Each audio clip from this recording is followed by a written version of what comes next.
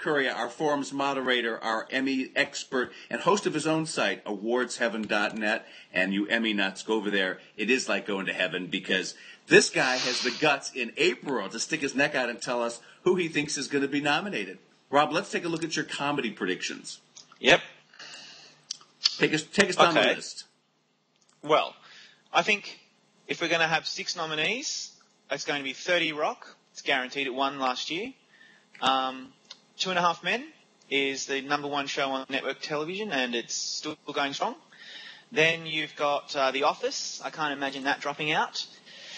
Then that's when you start thinking, okay, what else can make it in? I think Entourage will, although everyone says it had a really weak season. It's on HBO, and they've got to have something nominated, surely. I don't know. And I just think it just got a Peabody, so maybe that might help at this early stage. Then I have 2 shows that are probably going to be a little controversial. A lot of people won't agree. Firstly, The United States of Tara on Showtime is very lowly rated, but you know what? It's probably not even that funny, but I think it's a pretty good show. And Nicolette, she's a big star. People know who she is, and I think that might propel it over the line that Weeds never did. Weeds was never able to be nominated for the best series, I think. So I'm just putting my neck out for that one. But probably most excitingly, I think Big Bang Theory must be nominated because it is the funniest show on cable or network TV, without a doubt. And if it's not nominated, you will hear screams and howls from fans all across the world, especially loudest of all from Sydney. You'll hear it all the way from down under because I will be not happy if it's not nominated. But Rob, you have to admit that this is a little bit of wishful thinking on your part because this is a geeks show and it's a great geek show. But come on, the average Academy member is a 99-year-old man who still has his Philco TV set with the rabbit ears on it, and he just doesn't know from these kind of frat boy shows like Big Bang Theory. You do concede that this is a long shot prediction of yours, right?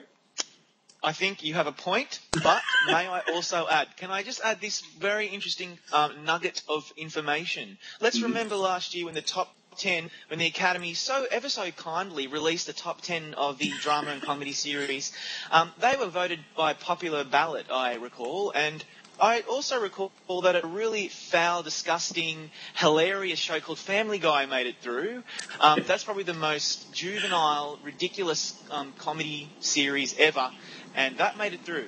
And if that can make it through, if old geezers think that's funny, then I think Big Bang Theory, which is way more clean, and it's got a real heart to it, and a lot of people of various ages think it's quite funny. I mean, Jim Park, every time he comes on screen, I just start laughing.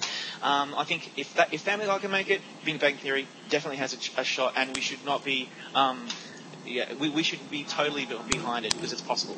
You bring up a really good point. Let's take a look at last year's top 10 to refute everything that I just insisted was true, because there's another frat boy show that made it to the top 10 last year, a show I despise, I hate, I loathe, and I'm so glad it's off the air, Flight of the Conchords. I don't understand what is hilarious about that. Are you kidding me? You hate that show? Oh, God. Okay. We're going to come to blows here now because first of all, I can see where you're coming from.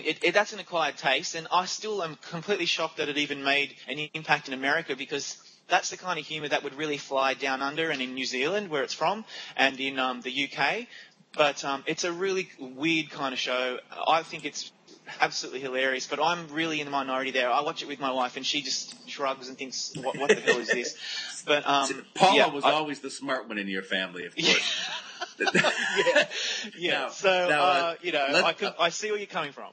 All right, let's go back to Family Guy, though. I think you're really onto something here. Now, we know, because we're awards geeks, you and me, that only one cartoon has ever been nominated for Best Comedy Series, and it was The Flintstones back in the early 60s. Way back, yeah. But with 6 or 7 nominees this year, according to the new rules for the Emmys, for Best Comedy Series, do we really think that Family Guy can break in? I think it can. I think it can too, absolutely. If it picks the right episodes. I mean, first of all, it's a popular thing, and it just depends on who's watching, and maybe voters are just voting for it no matter what. But it's certainly still up there, absolutely. I mean, really, although it's really juvenile and some of its comedy is a little bit on the edge of tasteful, It is hilarious. It really is. It's is, a really funny show, and people want to be laughing at this stage. You know, the way the world is at the moment, a show like that, if that can give you a really good belly laugh, then why not tick it off the ballot? Now, Weeds made the top 10 last year. You mentioned it a few minutes ago here. I think that could land in the top 7 this year. Do you agree? I think so too. If it's not going to be Tara, then it's going to be Weeds. I think Showtime have been pushing so hard for a nomination in the comedy series category. They finally broke through in drama last year. I think they really deserve it. They have some innovative programming, and I think Weeds has always made it on the cusp. And because of the way the voting procedures have been over the last few years with the panels, I just think those particular episodes that they chose never really went over well with the panel voters, and so therefore it was always out of the running. This year, we don't have the panels. It's just people voting at home. It obviously has a big fan base in the Academy, so that is a definite. And if it's not Tara, it's Weeds. You know, you bring up a very good point. The new voting system this year, which is an outright popular ballot, at least to determine the nominees, this is a case of where a show like Weeds benefits because it's beloved more as a whole than it is for its individual episodes. Whereas the Boston Legal works because the episode itself is so powerful that it translates, once seen by jurists, into a nomination. Yeah, that's a very good point.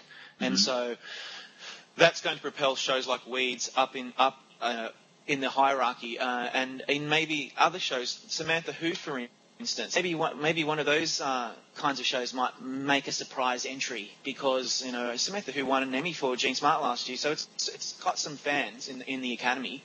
Maybe that might make it through. So that's another one that could benefit from this new system that we may or may not be very happy with, but you know, it's just the way it is. We'll see. Pushing Daisies was in the top 10 last year. That probably can't come back because it's the Daisy's dead, right? Yeah, I think you're right, unfortunately. What about these shows that have always been on the cusp? Like, I think that, and I happen to know this, talking with Emmy voters and members of the TV Academy, they love How I Met Your Mother. That could... Yeah. I think that is a chance of getting in there. I hope so. That's a really funny show, and Neil Patrick Harris has made it in a couple of times, I think. He's been the only one, apart from, I think, maybe some of their technical crew members, like the art directors and so forth. But that is a really funny show. It does pretty well for CBS. The only reason why I think that it just doesn't make it through is that CBS already has 2.5 Men up there, and maybe this year The Big Bang Theory, and it... You know, and maybe that's the only reason that it's not making it through. But really, How I Met Your Mother should be taking the mantle from Friends. And it's got a similar kind of set out of Friends. And it's unfortunately just not making the same kind of impact. It's a real shame because it's a great show. What about Desperate Housewives? Do you think it can rally?